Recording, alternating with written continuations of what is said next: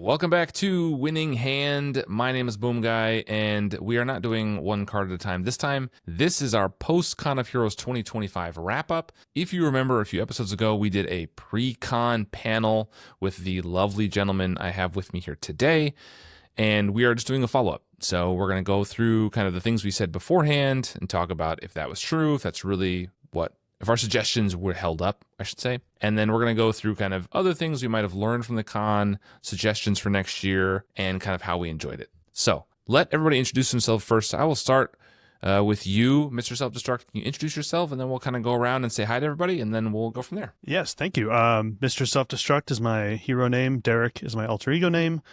Please call me that.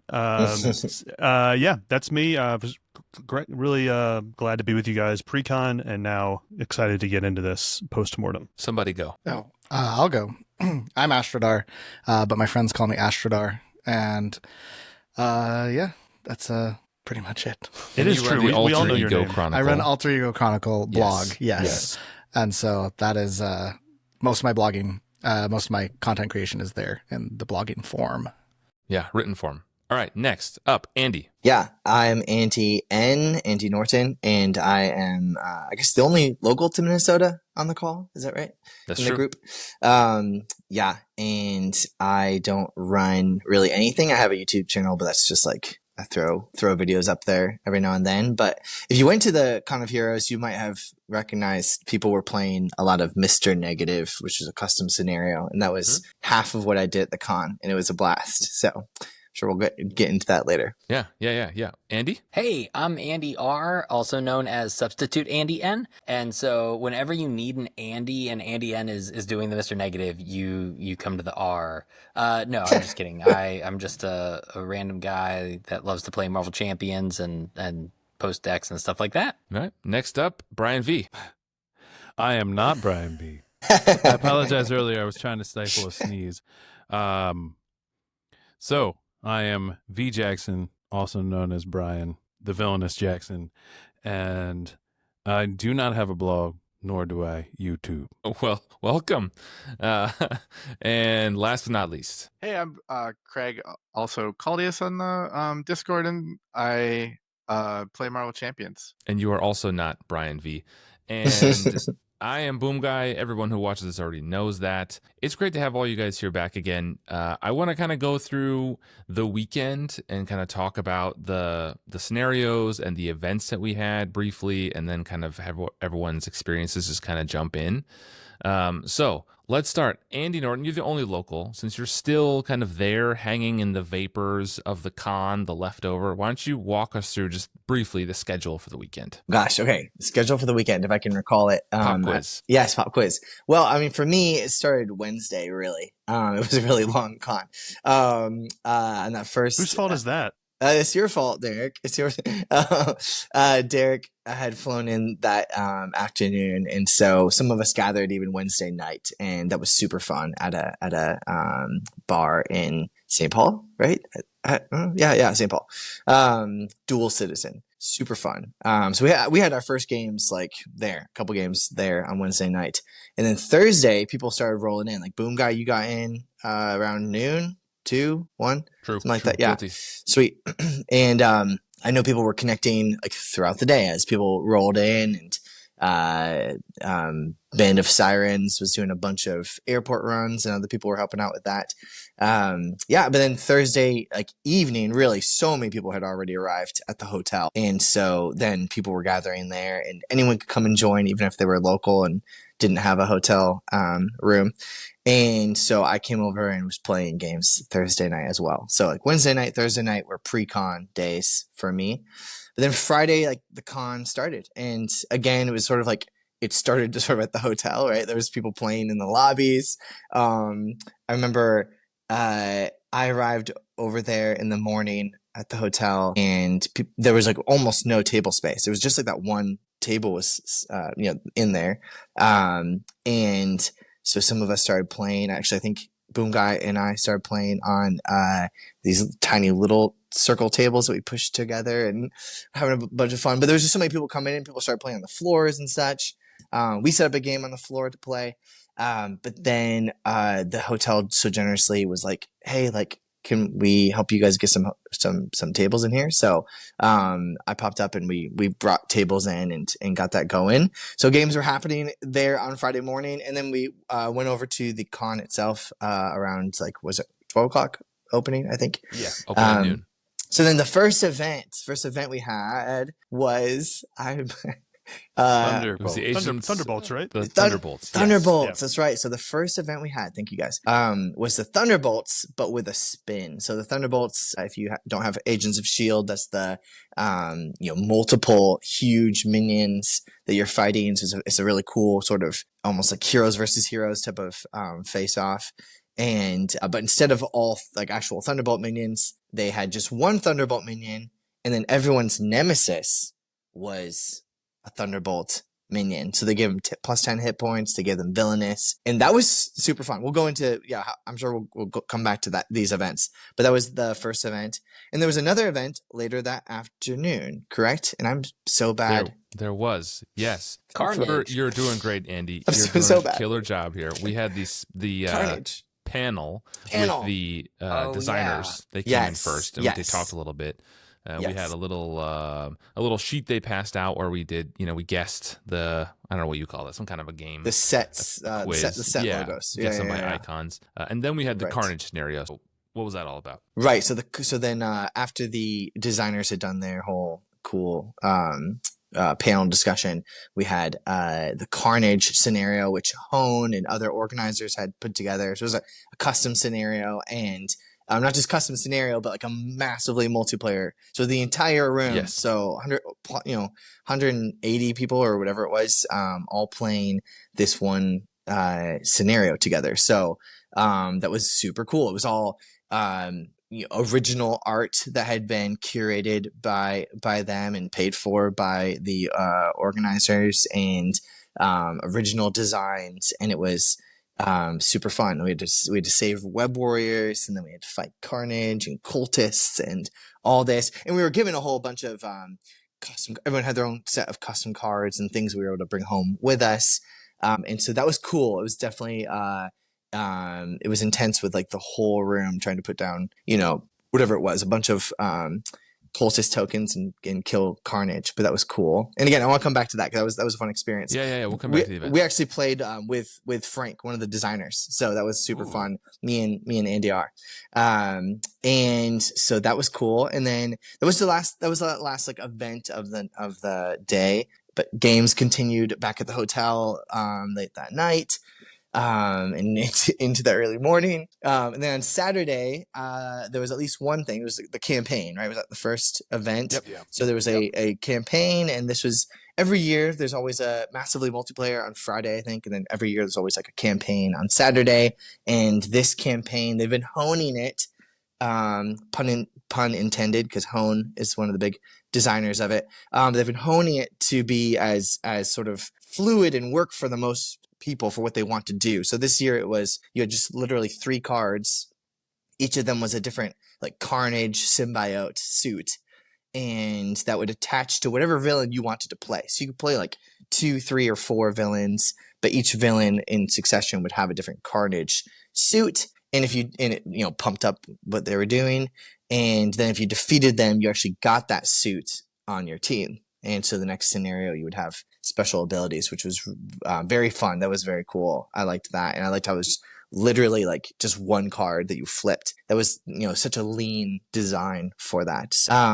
And I don't believe there was any other official events, but there were something that was kind of newer this year.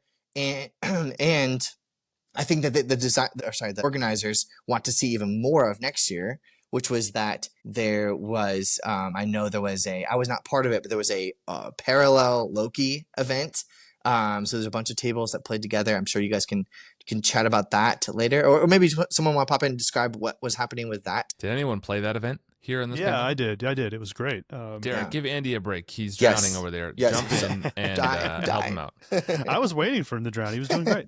So this was another massively multiplayer event that was not created by one of the con organizers, but by a con goer by the name of Autumn, who was really awesome, and she put it together. It was basically the Loki scenario from Mad Titan Shadow, but instead of the 5 Lokis, there were villain versions of each hero that was playing in the match. So like my table, we had Rogue, Cyclops, Iceman, and Cable. So therefore at another table, or among the tables, there was Rogue, Cyclops, Iceman, and Cable villains.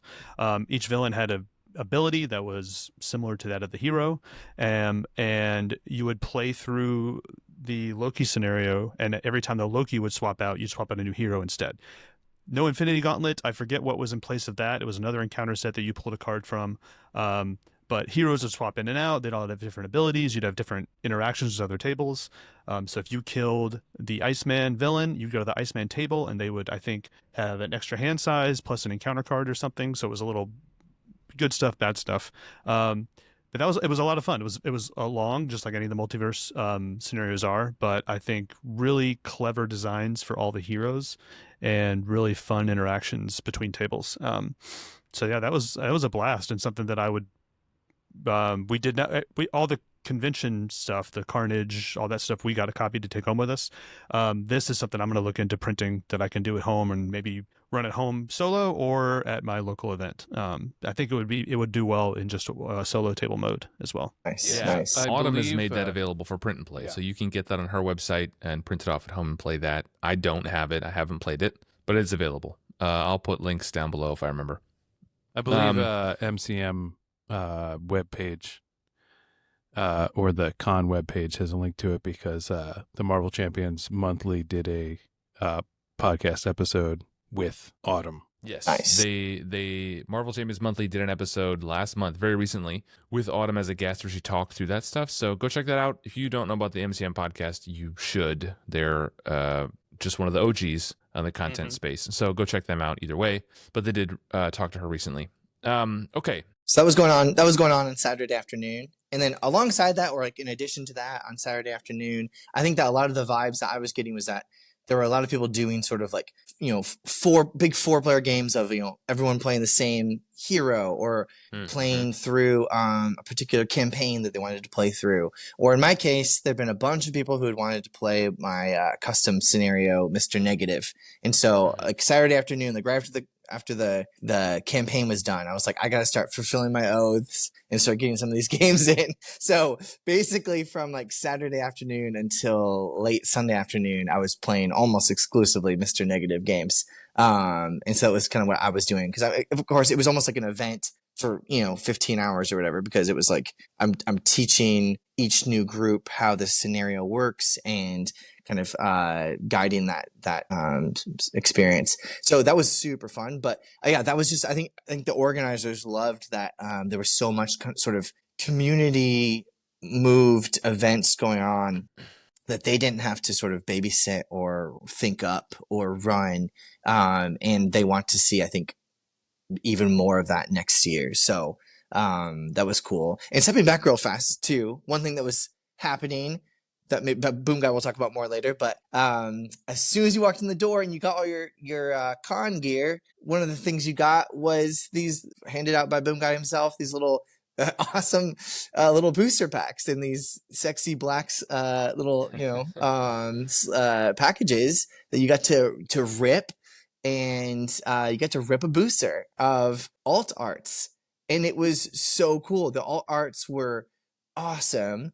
Like they were great. Like I would say I liked almost every single one. I adored like 80% of them. Like they were amazing. And so right out the bat, like the room was buzzing with people who had, you know, even people who just had first time there and never met each other were instantly. It was like the perfect icebreaker because everyone was suddenly like, hey, like, you know, I've got an Ant-Man, you know, or you just played Angel and you said that he was your favorite. Well, guess what? He has an Angel that he wants to trade and he's looking for a Spider-Man.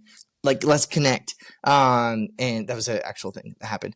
And yeah, it was just so fun to see people just kind of buzzing around and having a blast. And then like, yeah, like if they brought those heroes, like they, you know, were switching out their identity cards so they could use them, and other people brought alt arts. A ton of people brought alt arts, and that was just super cool. And again, part of the whole theme of like this has grown huge and sort of beyond the original organizers' sort of dreams and intents in some ways, and in a beautiful way, it's sort of just organically become it's had these people are investing in it in these amazing, beautiful ways that everyone is loving. So, so that was out the gates, and that was Saturday, and then Sunday people came back and had even more champions, and that's technically like it's like the family day. People can bring family if they want to. My brother was a first time con goer. He brought his daughter, and she had a blast. People loved having her there,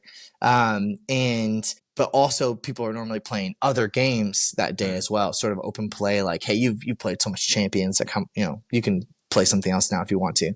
But I thought this year more than ever, almost everyone was playing champions for like the longest time. Almost the entire. I played only champions. I saw some Marvel dice thrown. That was about it. Yes, yeah, exactly. Yeah, and so still Marvel. They didn't go. Still Marvel.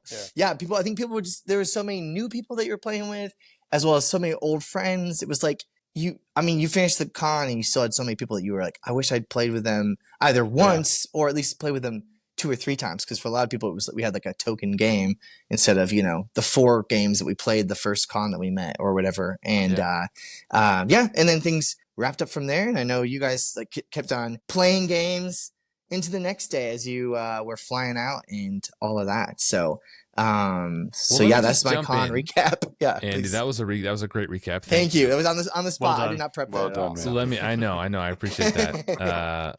I did put you on the spot, and thank you. Let me just jump in back to what you said about the booster packs. I would be remiss if I didn't give a shout out to Band of Sirens and Corbin TM, who were the ones who actually made those cards to put in the booster packs. All I did was, have them printed and then put them into. So I didn't actually make the art for those. So shout out to those 2 Discord users. They're awesome. They're all over Discord, and the cards they made are great. But I did really want to hit on the point about the cards. My goal in making these booster packs was to give them out and people would trade. I really went to create the packs so that you would have the feeling of being a kid again and like ripping open a pack on the playground and getting the cards and trading with people and that kind of excitement that you had. And so I'm glad to hear that. I want to hear other people's experiences with those because I'm glad to hear it was an icebreaker. Unfortunately, well, not unfortunately, just the circumstances have changed, and being kind of like known in the community, I don't have those like small serendipitous moments anymore to just like meet people randomly and get to know you and trade booster packs. Because I have all the cards, so I didn't have anything to trade. But people just know who I am, so I'm like interacting with people in a different way these days, which I enjoy also. But I didn't have those little like, oh, I got Ant-Man, and I really don't like Ant-Man, I really would like Magneto or whatever. So maybe somebody else can just jump in and tell me, did you have any like cool trading experiences with people where you like really did get to know someone you didn't know and traded some cards? Yeah, there was one. Go ahead, Brian. Yeah, I a lot of times at breakfast, people were kind of talking about cards they got or cards they were looking for, and I saw a lot of trading there. I did a few trades there, and it was a good way to introduce yourself, ask somebody's name, where they're from, something like that. Maybe arrange a game for later. And a couple times when I sat down at a table, somebody would be playing a hero that I like, but I was trying to get the ones that I brought to the con so I could use them while I was there. And I would see someone playing some character that I had a card of, but I didn't bring, and it wasn't like my favorite character. And I would be like, oh, you want to, do you want to trade? Do you have any that you want to trade for? Or just offer, be like, here, use this one for the game. And I think that kind of like created a like sharing vibe. I mean, everybody already is really like giving and sharing, but like, at least for me, it was like, here, I'm not going to be uptight. Use my card, or let's trade just because I see that you're playing Captain Marvel or something, and I got one to share. Yeah, I really feel like the generosity was on display from all that of like, oh, that's your favorite hero? Well, here, let me go ahead and hand this to you, or hey, I have an extra one of these. Like, that was really cool to see just the sheer generosity of the community come through. Yeah, and it was a cool way to like also like, who am I going to play? Well, I got all the arts for this one. I'm going to try this out. So it was another way to like cut down on that decision making. I know I borrowed a deck from Brian only because I had a cool one of Corbin TM's Magneto cards. I was able to luck into one of those, so I played a Magneto deck, and that was great. But I do think, I want to thank you and Band of Sirens and Corbin TM. I think everybody at the con would say that was a resounding success, and like a highlight of the weekend. I hope you're ready to seal some more packs next year, because I think it's going to be expected again. But on the other token, I think that you guys, and also Sandy, who brought the giant cards, he did that last year as well. Amazing, I think maybe that got the ball rolling in everyone's heads. But me and Astrodar jumped on board Band of Sirens. He's like, I'm printing out some of these, and we're like, oh, can you print out some for us? So he gave us a Jubilee and a Cyclops that we handed out. And I don't know if I can speak for Darren, but that was a highlight of my con, is just like handing people a card and then being like, what is this? I can just have it. Oh, this is great. It was a great way to meet people, and just to put smiles on people's faces was an awesome experience. And I think same thing for Craig, who brought a bunch of Nightcrawlers. So I think you're going to see a lot more of that next year too. People looking for ways, even if they're not Photoshop, artistically able to make cards themselves, they're going to find I think a lot of people are going to find a way to give back, contribute something. Because I think a lot of people did it this year, and it elevated the experience a lot. So I think we're just going to keep seeing that grow next year, I think. Yeah. No, I wanted to go ahead.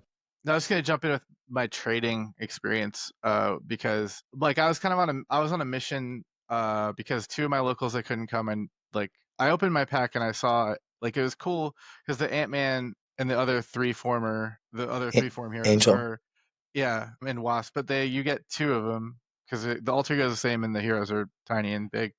But one of my local guys, Dave, really likes Ant-Man, so I was like, okay, I got an Ant-Man, and I know my kid likes Miles, so I was able to like trade for a Miles, and then I wanted to have a Jubilee for myself. I knew another local liked Jubilee, and so I saw there was another there was two Jubilees because Astrodar made one and Corbin made one, and I didn't even introduce myself to the person, but I was able to like make it a quick deal. And it was really fun to do that, just to try to collect the ones that I was hoping to give to other people or use myself. Awesome. Yeah. I just want to shout out also there, Brad Kakita Jamie was playing 10 Spider-Woman decks, and he brought professionally printed Spider-Woman That's right. cards Yeah. Wow, he was that's given cool. to That's everybody awesome. he played with as well. I didn't get those. All right. Well, that's awesome. Maybe next year I'm already spinning with ideas for what to bring next year. I don't want to do the same thing again. It'll be some variation, but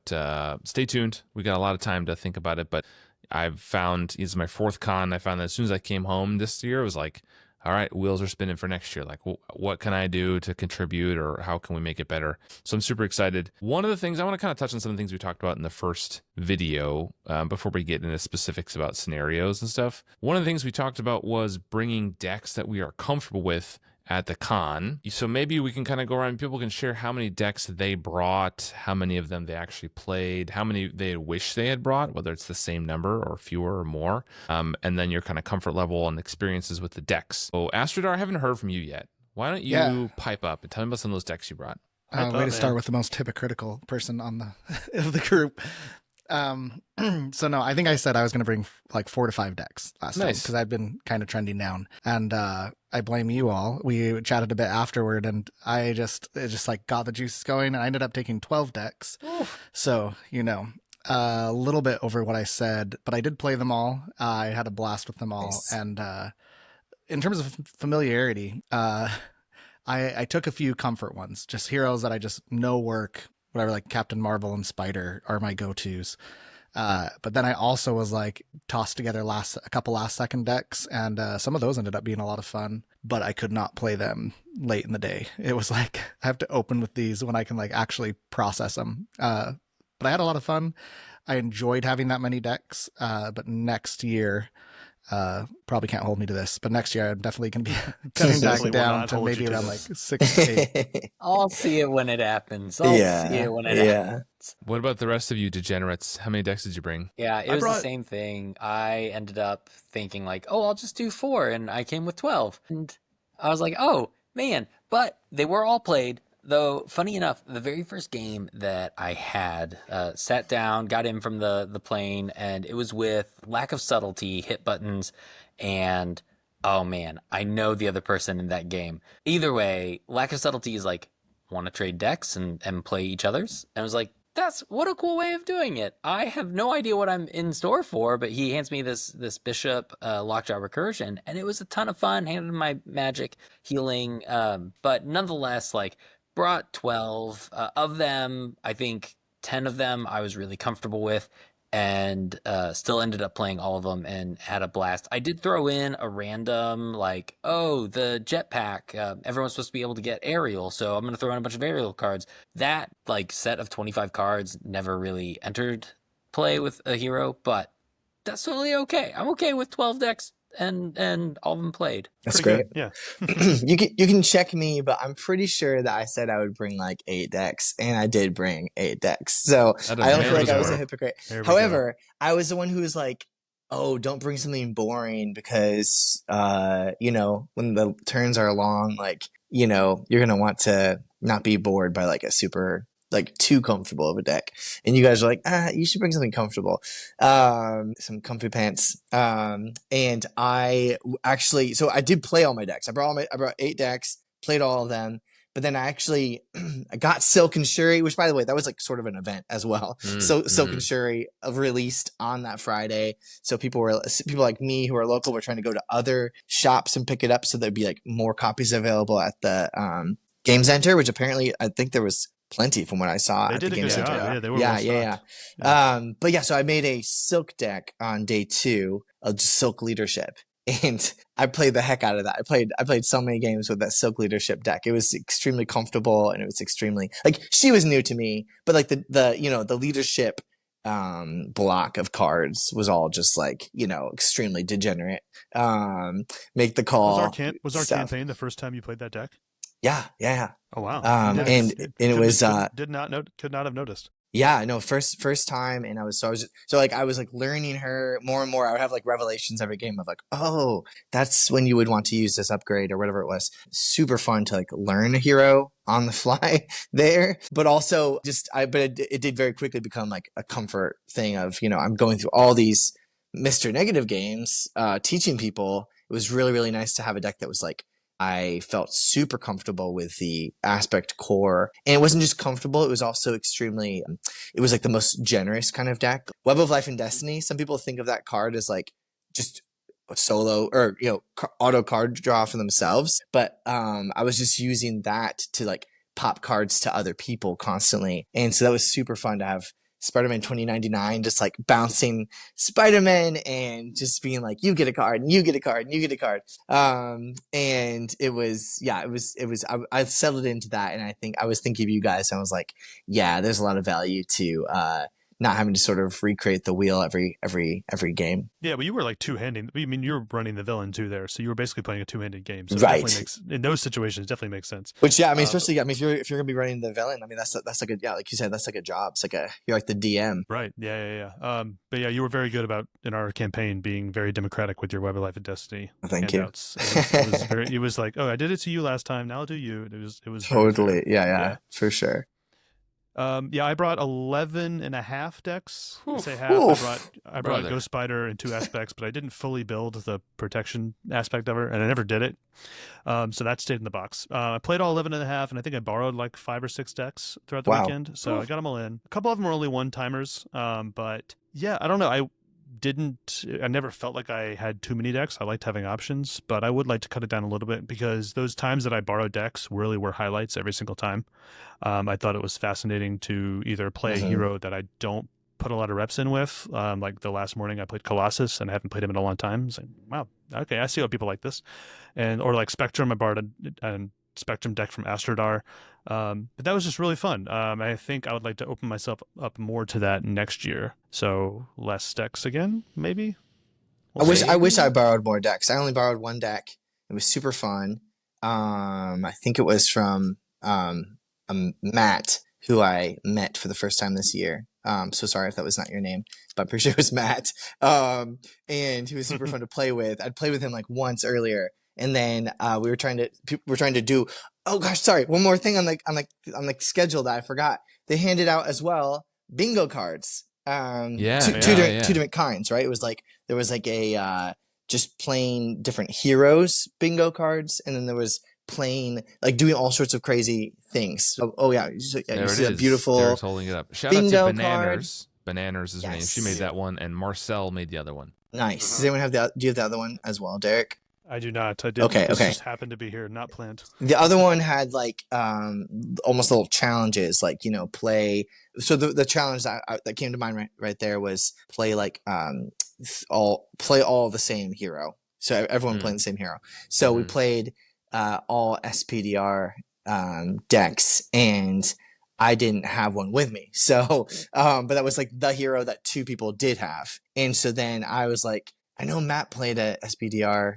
With the right aspect. And so I ran over to him. I was like, could I borrow your SPDR deck? And he just handed it to me. Again, this is a guy I just met, and he's sharing his deck with me. Not even in your same game at that No, point. yeah, not even, yeah, exactly. Literally like halfway across, I was like, I promise I'll bring back all the cards, which is a big promise. And it was awesome. So just, yeah, super cool. And I wish I did that. I wish I did more of that. Yeah.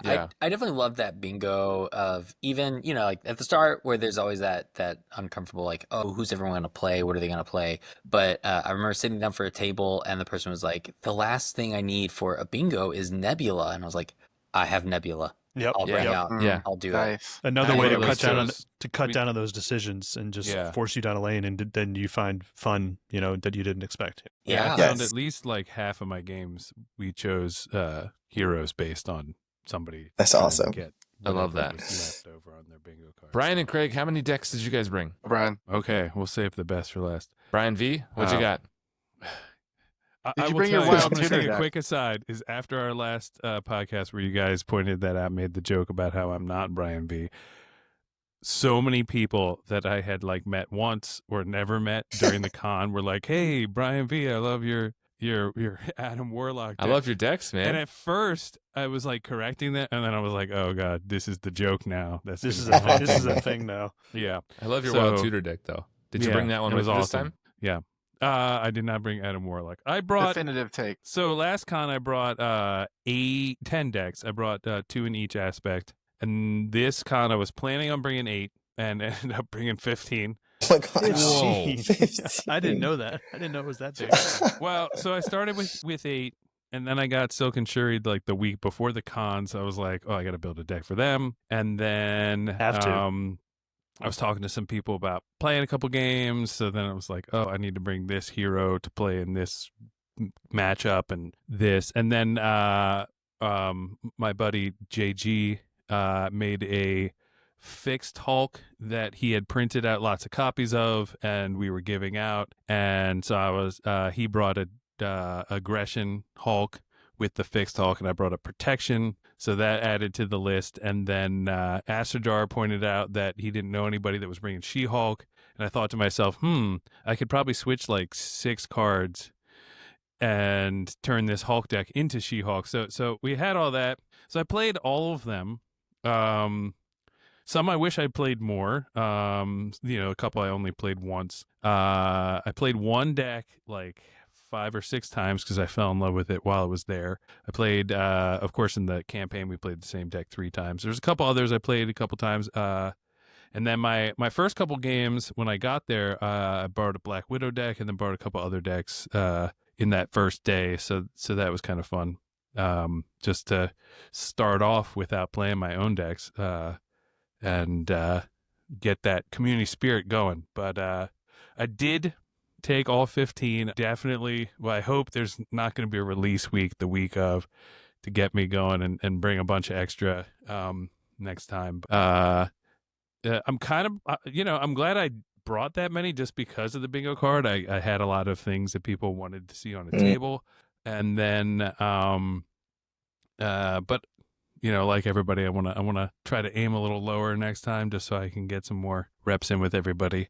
And maybe as a transition here, I was thinking that maybe I might want to bring a single hero in multiple aspects. So, Craig, why don't you tell us about that? Okay. What a segue. You're What a professional. segue. Set it up.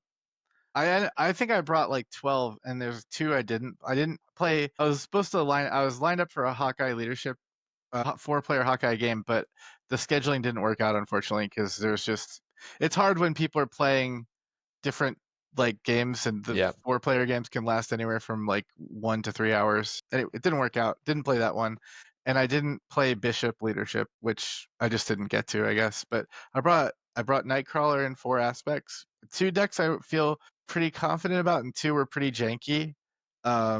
So they were like there if I wanted to see if it felt comfortable to pull out a janky thing.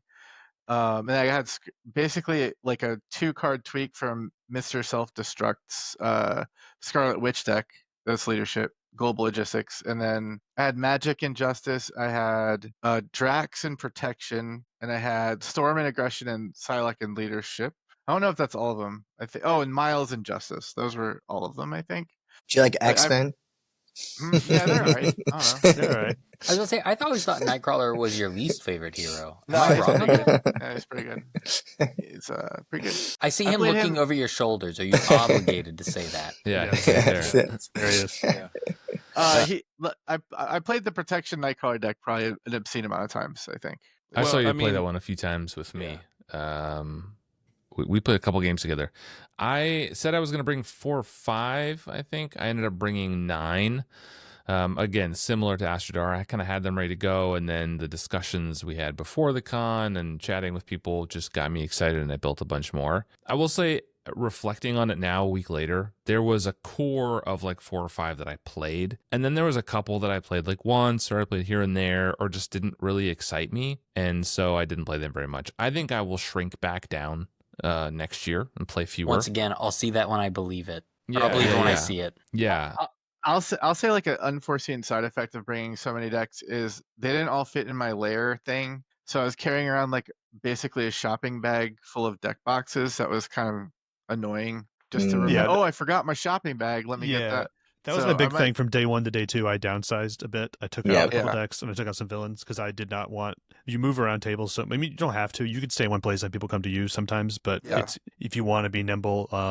I found that first day I had so much stuff with 2 deck boxes. I had this camera stuff. I had my water bottle. I had this thing.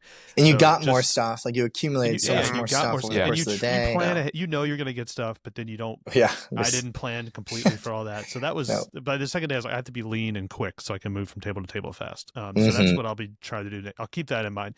Even when I'm next year, when I'm building decks, I have cool ideas and all this stuff. I'll be like, no, just need to be practical. And need Yeah. to be, The layer was- is great. it slows down the day if you're taking 10 minutes to move your stuff from one side of the Totally. room to the other. Speaking of lean and quick, let me just jump in. I want each of you to just give me a quick fire. What was your favorite deck that you brought and played? Just give me hero and aspect. Just want a quick round the table. I'm going to start with you, Brian. Who was your favorite? Gambit Protection. Yeah, figured. Craig? Nightcrawler Protection. Derek? Cyclops aggression. Astrodar? Valkyrie aggression. Ooh, AndyN. It's 23 aggression. It's close. Andyr? Ghost Spider leadership. Thought it was gonna be that one, and for me it's Colossus Protection. I just every con I feel like there's one that just like I'm in the vibe for and it like sings to me, and I end up playing more and more. And then as the second and third day goes on, I stop pretending that I should play other things, and I'm like, no, I just want to play this one again. So I'm just gonna get it out again.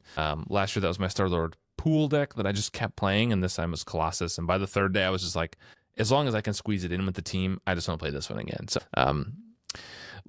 So the comfort thing was interesting. I'm glad we kind of touched on that. Astrodar, I want to ask you, come back to something you said in the first panel we had, because you mentioned in the first panel this idea of the elevator pitch for your deck, that you would sit down and you'd have a way to quickly describe your deck. Because I think the game has evolved to the point where 4 years ago, when the con started, you could simply say the aspect and it was kind of understood what that deck was going to do. At this point in the game's life cycle, every deck has different archetypes, or every aspect rather, has different archetypes, has different ways of playing. You sitting down and simply saying Justice doesn't account for the fact that you might be playing Lazy Titan's War Machine Justice, which is essentially just a way to float like a butterfly and do more damage. So if you're counting on that person to thwart, you can't. So we talked about this idea of the elevator pitch. So why don't you just kind of give us a quick refresh if people didn't watch the first episode, what that is, and then how'd you use it throughout the con? Yeah, basically it's just you want to be able to sit down and say, I'm playing this, it fills this role.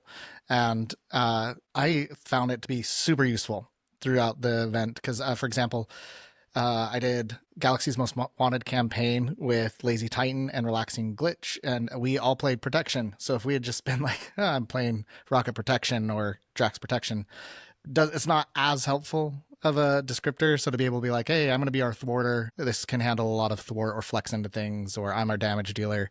I can handle really big damage or area of effect damage or whatever. So I found it incredibly useful. my biggest thing was I caught myself occasionally early on being overestimating the the numbers that my deck could handle on a couple where like, oh yeah, I'm gonna do damage dealing or I'm gonna like take care of threat or whatever, and I was like, oh, I really didn't scale this up enough for 4-player threat. I might need some help with that threat.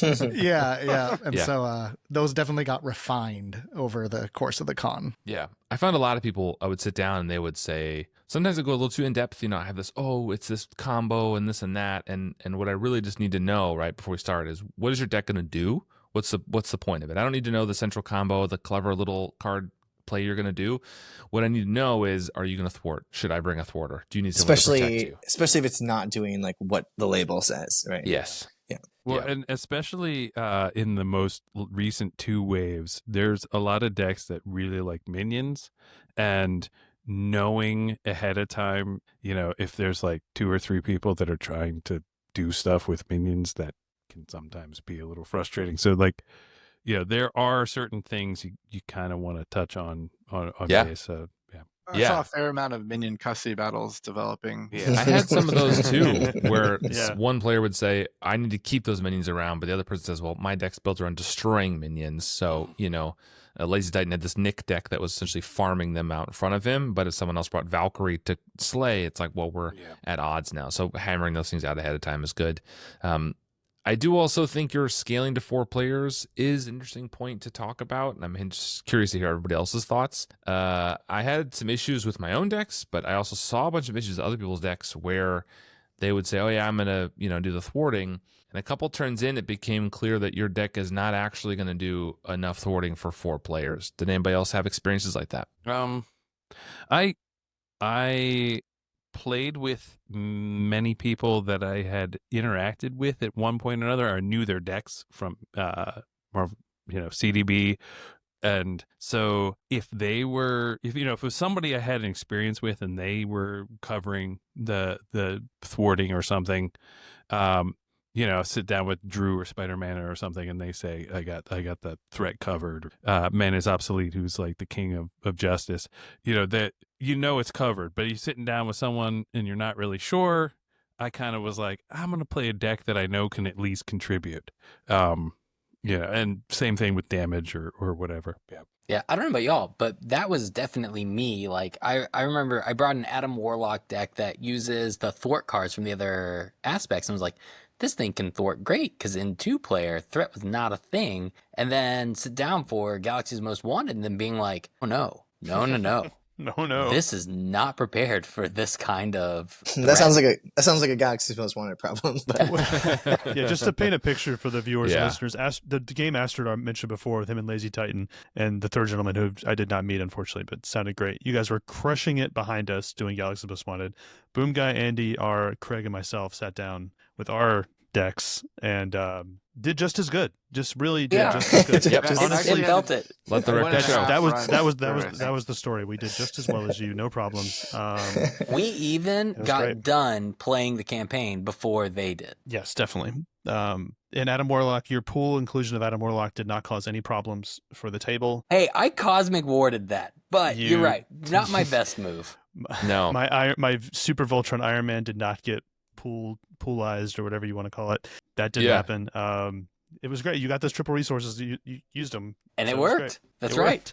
I think this is a good thing to bring up, actually, Derek, because we did beforehand, we had talked after this panel and decided we were going to play through the Galaxy's Most Wanted campaign. And there was a table of 3 behind us. There was a table of 4 that I was at. And, I'm not ashamed to say, and we joke about it, but like, we struggled. We brought decks that we thought were good. Derek and I built a Groot and Star-Lord deck that worked together, tested them and published them. They're fine. Andy brought his Adam Warlock deck. We had these things and we were like playing, and then like we just got smoked by Drang, the first scenario. Just smoked. And twice. Then we played the Collector, smoked again. Like, just continue. So just to show, like, we are not perfect, right? The table behind us, they cruise through the whole thing. That's great for them. But, even though we're well known in the community, we have these decks that we build. Sometimes you just lose, man. Sometimes is hard. GMW just gets you. We got crushed. Yeah. Leading blow takes you only so first far. 2 games as soon as I got to the You can only leading blow so many times, right? Just run out sometimes, yeah. That's the truth. You run out of leading blows. Yeah, so I think that's true. Like the scaling is a thing. There's a few people I played with who legitimately just like brought these 4-player thwart machines in Miss Marvel, and it was like, oh, there's actually nothing to thwart. Yeah. I will do something else. But there's a Hooterama number of had times one I had of to those. flex in, and it was like, oh, I just can't thwart that much. 4-player does feel like a different beast. And I said it at the con, I'll say it again now. Aggression, the damage piece did feel to me sometimes lacking. I think people underestimate how much damage needs to be done at 4 players. And you just get stuck, you know. I've said it before, I used my Jubilee basic deck, my all basic deck, and it was great. And it sets up fast and it hits the mid game really well. But in the late game, all I had was that flash of light for 4 damage and a stun. And it was like, okay, we flip it. Okay, now Juggernaut has 100 health. And I'm like, well, I got 4 damage. And that's me. Health. You know, like you just need someone to push harder. And I think people underestimate because you can get away with less damage at 1 and 2 player. You can even skip aggression a lot of times altogether. But at higher player counts, you just need a lot more to push it. So what I you're think saying that's is what- everybody needs to find Lazy Titan. Find Lazy Titan. That dude does There you not go. hesitate with the pushing damage. Astrodar, go I ahead. mean, He became legendary over the weekend of, man, that Lazy Titan plays fast. I heard that from everybody. For Like, in a sure. good way. does. No one was complaining. Everyone was just like in awe of this guy. He was great. Yeah, in our Galaxy's Most Wanted, he plays fast, focuses the villain.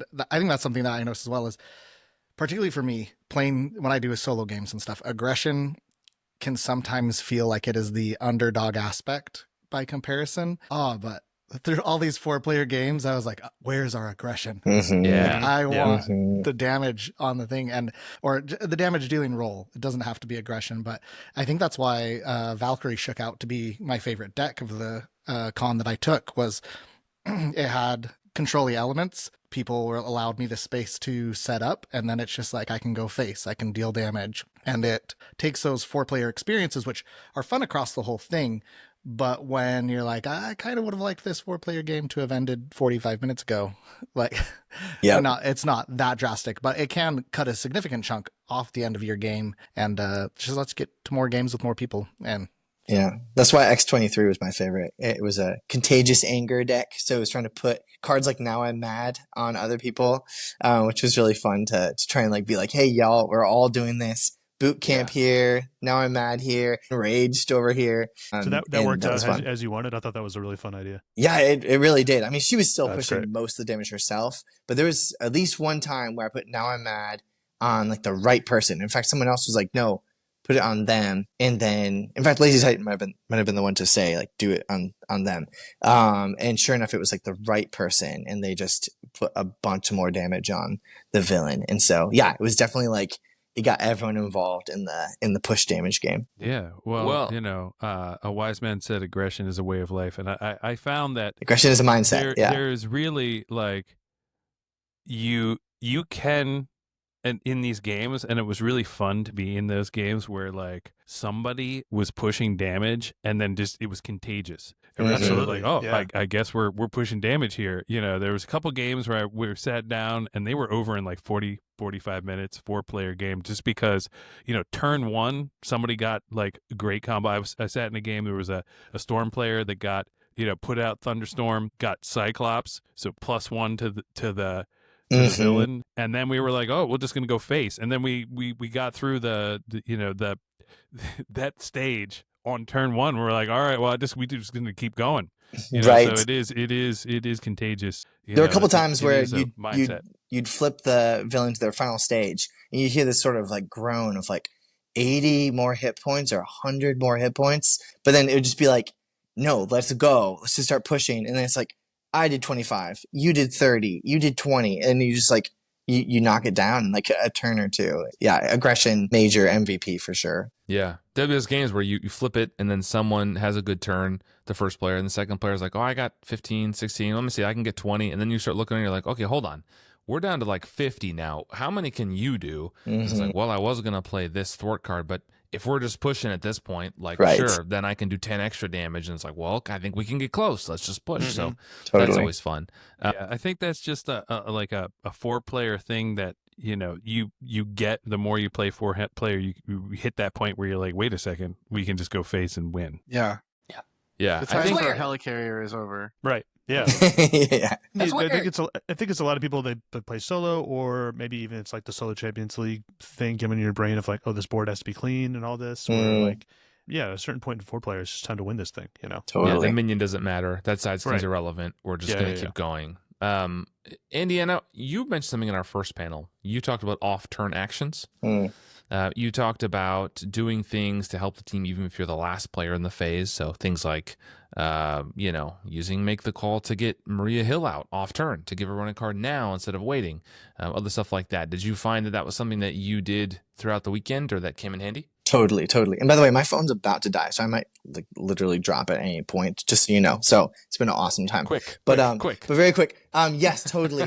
I mean, the main things that come to mind. I mean, it happened all weekend, but cell phone is also an MVP. Cell phone from the Jubilee weekend. pack. Yeah, Until the battery I runs love Charged it. cell phone. Until Yeah. the battery runs out. Charged cell phone. Cell phone was so fun. Being able to like just push not only an action, but actually like an activation, which you normally can't do, was so cool. That was like the off-turn action par excellence, because it was beyond even what you normally would do. And I'm just thinking of for sure Derek and Darren and I had our campaign game with the wonderful Garrett, and we had some cell phones going that were using, especially Peter Parker, Spider-Man, to ready like anyone's Web Warrior hero at the right time. Was so fun. And Spider-Man 2099 to bounce people's Web Warriors off turn, and so that was super fun. I had a lot of fun with that. How about you guys? Yeah, well, I'll jump in. I had at least one where it looked like the first player started and we were going to have a big turn, and I was like, hold on, let's like retcon a little bit, because I can make the call Cyclops right now into play. I was playing Iceman. So like, if you're going to start attacking, is anyone else going to attack? Let me just do that now, and then we'll just start hitting. So that's an example I had. Derek, go ahead. Yeah, the Cyclops Ally is a card that obviously is a huge Cyclops Crazy fan. good. I was very excited for. And then in solo gaming, I have not played him as much as I thought I would.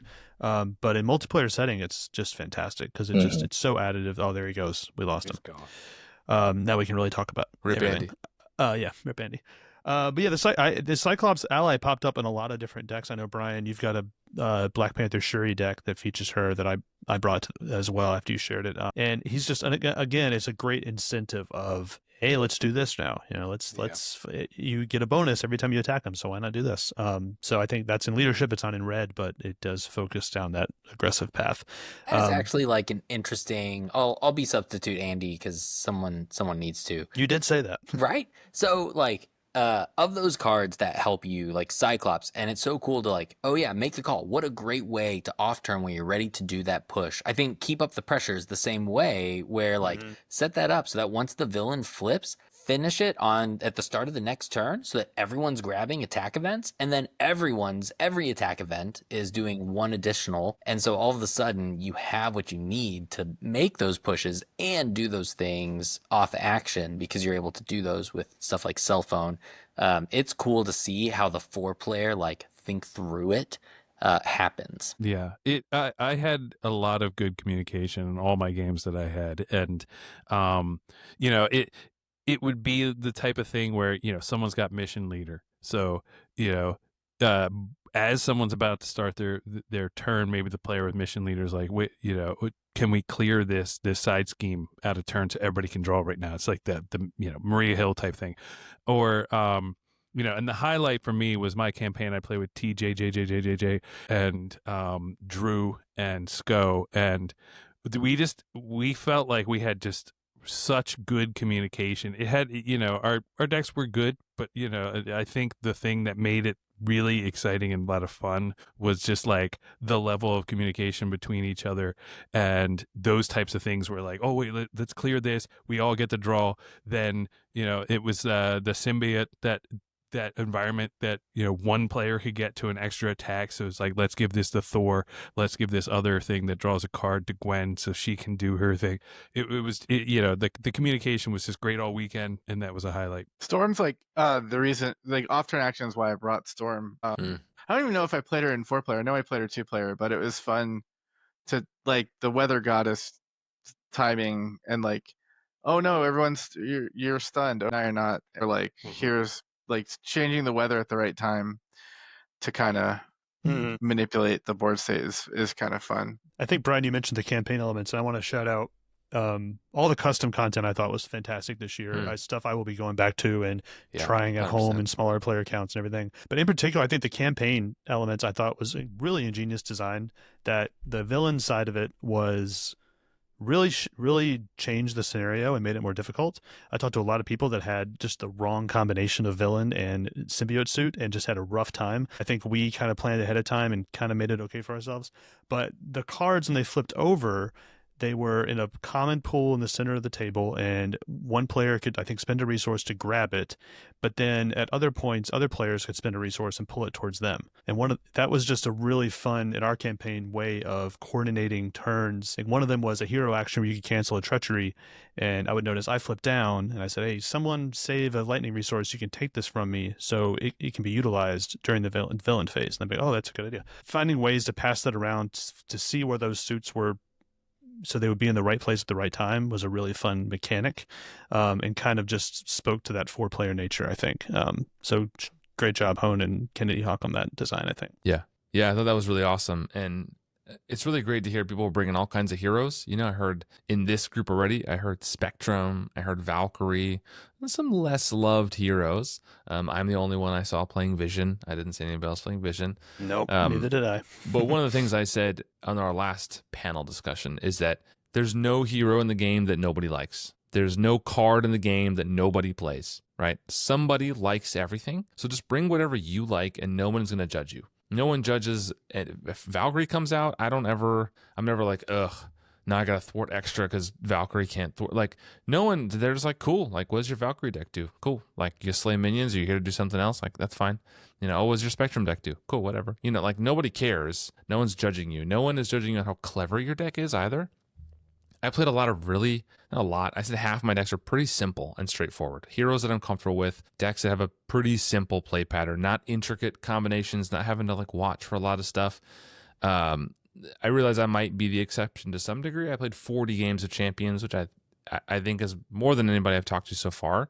Not that it's competition, but I also I'm in a lot of games. And I talk to a lot of people. Like, I tend to be fairly talkative and outgoing, but a lot of people approach me as well. So, like, I didn't have a ton of brain space, especially later in the day and the last day on Sunday night. My brain was cooked. So when I sat down with a pretty simple cap aggression rush deck, I can sit down, push damage, pass turn. Oh, it's my turn again? Okay. Hit some damage, pass turn. Like, I don't have to think about, the timing window, and what if I'm doing Shadow Cat and I'm going to flip and I'm going to play, like, Powerful Punch and I can flip back.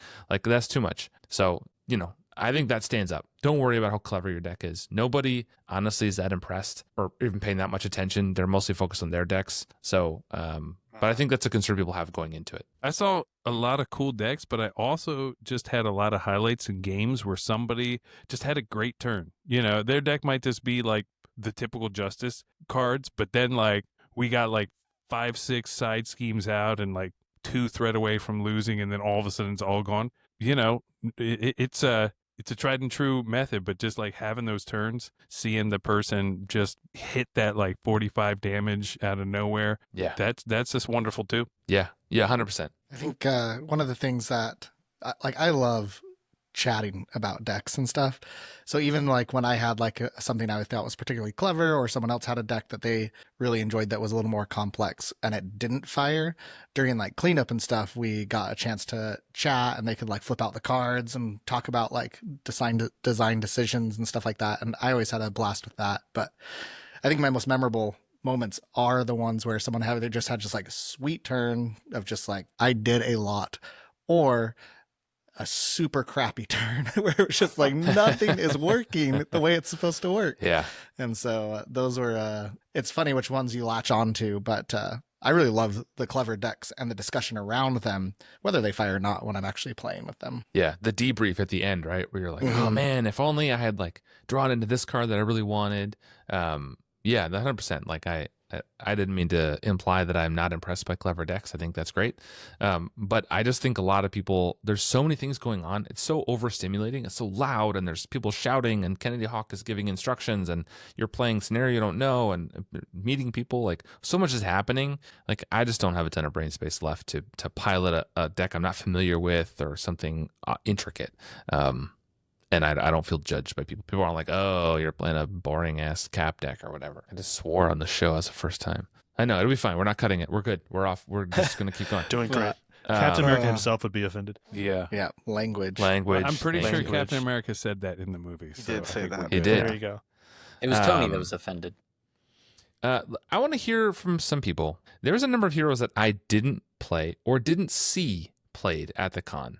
Are there any notable ones that you guys didn't even see? If you don't have a list, that's fine. I have a list, but I don't expect everyone to I have wrote a some list. down. I didn't see Nebula. I know there was a 4-player Nebula game. I heard about it, but I didn't see her anywhere. Wasn't there one in our Nebula, Galaxy's not Most me, Wanted but- game? Was there? I don't think so. I don't think it was Drax, Adam Warlock, Yeah, Star-Lord and Groot. and what? Groot. Unless someone switched I over. wouldn't put you all through that much Didn't pain. you switch, Andy? No, I It's like, swapped I it better- to Marvel He flirted with Justice. it. He flirted Actually, with Oh, it. okay. I did. I did flirt with it because Okay. it seemed like damage might be helpful. Better pull out the big guns, Nebula. That's right. Yeah. I definitely played with someone that's- running Nebula, so Yeah, No more that's the messing state we around. were take in. that off that list. I didn't see Nick. I know Lazy Titan had a Nick deck, but I didn't play He with any did. Nicks. I played I Nick. didn't see Ant-Man, surprisingly, somehow. Yeah, I didn't see a Ant-Man single and Ant-Man. Wasp. Neither. Yeah, I of saw Ant-Man I one did not Wasp, see. but I didn't I see had a Ant-Man. Wasp that I played once, but I shared like 3 times. So I saw other people playing it more than I played it. But it worked out fine, I guess. Any Quicksilvers? I played Quicksilver. I did There not we see go. one. Nice. I didn't see one or I play didn't with see one. one either. Well, I played That whole wave actually was very underrepresented for me. Yeah, I played Spider-Woman, quad. Hawkeye. Yeah, I played quad aggression, and Lazy Titan was at that table, and then he played Quicksilver aggression later in the day. So was catching. He's There you fast. go. He gets around that Quicksilver. He learned quick. There you go. Hey, They were thanks, they were Dad. definitely all there. Like I say, I didn't see a Nebula. I'm sure there was Nebulas all over the Yeah. place. Yeah. Corbin Like, had there was one. so many games going on. I was surprised there was no like OG Black Panther because the new stuff, but I didn't see a new. I saw both Yeah. Black Panthers. I didn't Astro see had Bishop. that. Anybody see Bishop? He I was in saw my a case, couple I of think. bishops. One time, maybe. But you're right that like compared to last year when there were quite a few bishops, not a lot of magics, quite a few bishops. This year, not as much. Like I think I had one game with him. But I Who feel would like you each guys- successive year, the odds of seeing all the heroes go down, right? Yeah, Just definitely. pure Just numbers. There's mathematically, just right? more every Yeah. year. Yeah. I didn't see Gamora. Did I see Gamora? I did. I did not see Gamora. I did, I think. Who's Gamora? Who's Gamora? I just Who would you say is the hero you guys saw the most? Mine, I honestly think I saw Silk the most. Like she was Yeah, everywhere. same. And maybe Really? I was cold to the new, Really? but I've played so many. Maybe I was biased because you ran her in our campaign, but I can think of at least 4 other times when I played with a Silk. Yeah, I So- saw I a saw lot of one Silk. Silk Precon and then one Shuri deck, and I think that was about it I from did my not see end. much of those. Yeah, I'm trying to think so of who I funny. saw. I did see a lot of Ghost Spiders. I saw a lot of the Spider Crew. I saw a lot of spiders. I Everyone saw a was lot on of theme. spiders. That was my most played deck for sure. Or maybe even my most played deck. I said Cyclops because that's my guy, but I played a lot of Ghost Spider Aggression and had a fantastic time. But saw I did. A lot of people went on theme. Quite a few magic myself. I saw that. Mm-hmm. Even Nightcrawler had a good showing, and not just because I kept looking at See, I- Caldias' table. I've played a lot with Craig, did so I pretty good. can't. I have no idea what was Craig and what wasn't. I Pretty do good for feel like I himself. saw a lot of Nightcrawler. I saw a lot Yeah, of Drax. Yeah. Drax was Yeah, there Drax was Black was real Widow. big this year. Shout out Yeah, hit I buttons in his Drax deck. Yeah, I got shout out. into. I'm sorry. I No, got go into ahead. a 4-player Nightcrawler game with Garrett P and Bananas, which was fun, and my local buddy Nelson. So I saw 3 Nightcrawlers in one game, or 4. How did if you that work? count Did me. you guys house rule the Bamps, or did you? One, so I was like, we should do 1 BAMF per person, limit 1.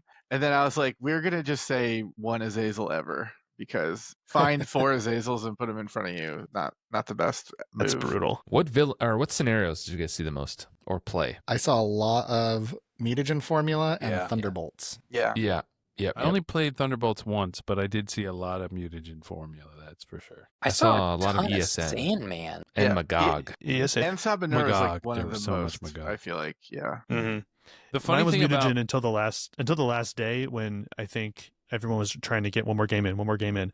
I think I Yeah. played Magog like 5 times in the last 24 hours. Because Yeah. it was like, let's just do Magog. And it was a great time every time, but it was fast, you know. although I will say, I mean, for me, the Magog games didn't seem any faster than any others, so No, I don't think so. Really? You think in your head they will Yeah. be, but they didn't feel faster to me. yeah.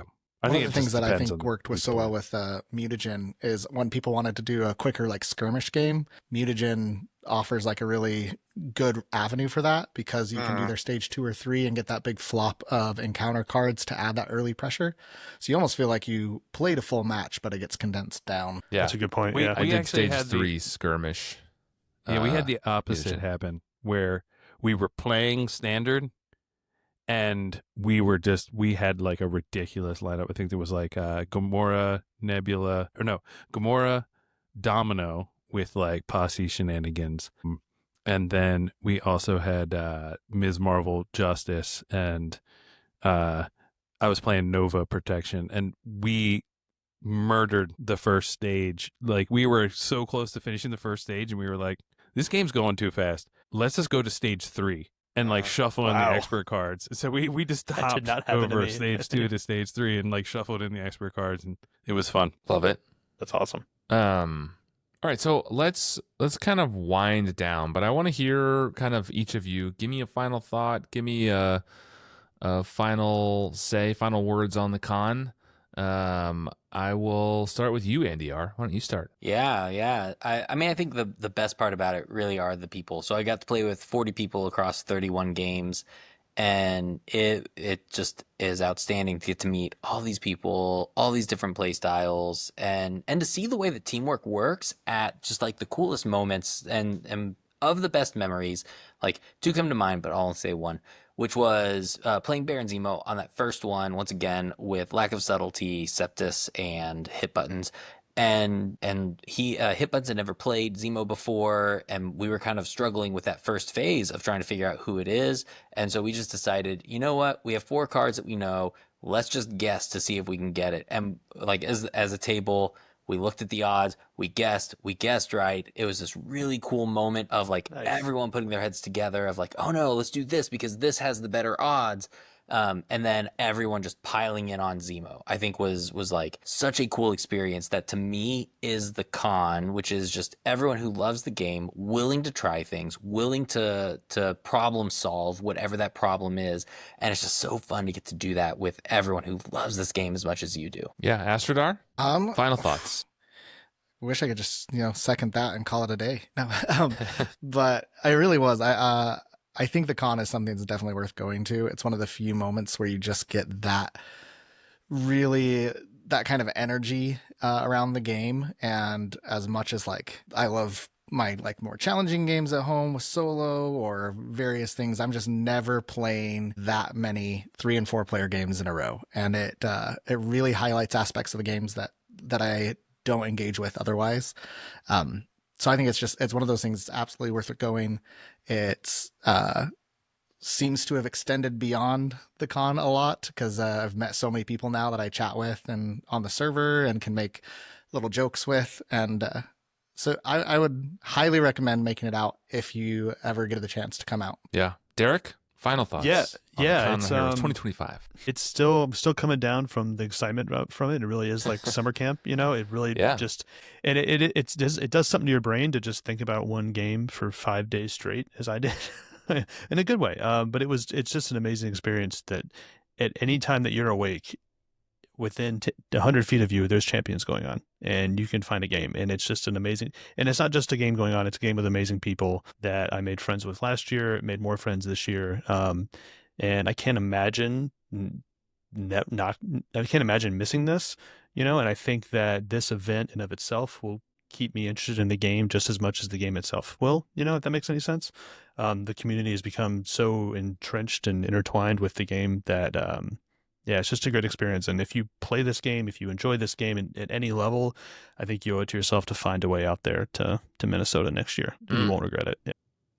Craig, final thoughts. Yeah, I agree, of course, that it was very fun. I think like the person who nailed like kind of like what makes it so great for me was Band of Sirens talked about how he in our game that we played, he said it's like, I was like, it's really cool you do all these rides for people and help with the cards. He was like, well, it's kind of like how I connect with adults. Now, like, when you have kids, it's like really hard to meet people that aren't just other parents, it feels like. And he said that's kind of his way of doing that, which I thought was cool.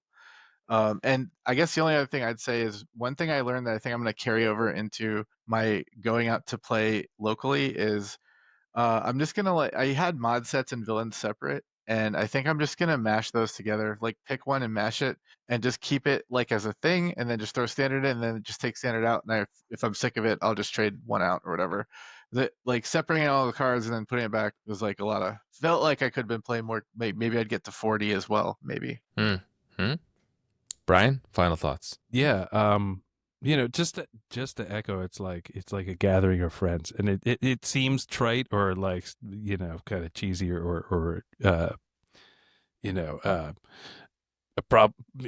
not the most accurate thing, but it really is. I mean, from the people that are like Sandy, who's just had his thing up, and he's like, pick anything you want, I'll go home and print it tonight and bring it back to you tomorrow. Like the people organizing the rides, everybody bringing the things like that to make it to accentuate the experience, just grabbing people, played with people from multiple different countries across the globe, people from multiple different generations in the single game. And it's people that I'm communicating with now, and from last con onto this con, new people and meeting them. And again, it's I think it's something to do with the co-op thing, but also just the tone set by the organizers from the start of you walk in, they give you a bunch of stuff, they want you to have a good time. The designers are there playing, hanging out. Caleb, who is no longer even designing, was there for 2 days just to hang out and playing games. The vibe from the top to the bottom from all of us is just so positive. It's what everyone needs in 2025 and beyond. Yeah, agree. I think it has a lot to do with the cooperative nature of the game, right? We just show up and we're inherently not in competition right away. It's not the same as a SWU tournament where you show up and everyone is kind of the enemy, right? You're trying to beat everybody.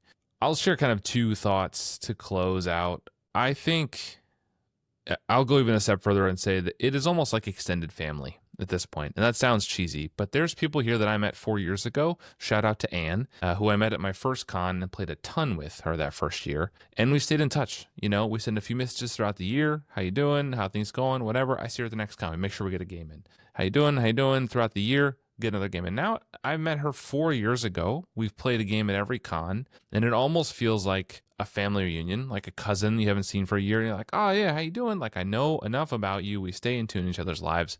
That's great. And with the family theme, the final thought I have is I met a father and son duo at the con this year. I met them on the first day. They had custom shirts printed up. One of them had my name on it. It said Boom Guy. So I had all the content creators on. So I went over, and that was a conversation starter because someone told me, hey, that guy has your name on his shirt. So I went over and chatted with them, and he was probably 10 or 12. I don't know exactly. He was fairly young. But it reminded me of the first year, the first con, and I brought my son to the con. And we had a great time playing the game together. And it has a callback to that. And I remember listening to the MCM podcast, their recap episode of the first con. And Americano got on, and he said, man, the last day I was there, I sat down and played with this father and son, and they'd come to the con together. They were local, and we just played, and it was so cool. And I hope my kid, will do that with me when he's old enough or whatever. And I'm kind of paying that forward in a way that I saw this dad and this son, and they had so much fun the entire con. Unfortunately, I didn't get a game with them in, but I chatted with them a little bit, and the kid looked like he was having a blast all weekend, which is what it's really all about. So it sounds cheesy to say it's like family, but this community is one of the best I've ever been a part of. And I'm so happy that everybody came out and then is able to mingle and get to know so many people. So it's really, really awesome. All right, well, that is kind of our long and meandering recap. I'm sure there's been a bunch of con recaps already, including on this podcast and channel, but I wanted to kind of connect with everybody again, minus one of the Andy who had some technical difficulties halfway through. RIP Andy. But yeah, it's great to have you guys back again, and I would like to get a number of you, well, Andyr is on the channel already, but I'd like to get the other ones on for some guest appearances on the podcast sometime. That'd be great. Have you guys around, but I appreciate you all coming on and just sharing your thoughts about the con. I will put all your links in the description, show notes, etc., etc. So people who want to reach out to you can. But thank you all for coming. Thank you all for making the con great. Thank you all for helping making this podcast fun and a lot of good information for people. So thanks, everybody. And I will see you all in the next episode. Bye, everyone. Bye. Bye.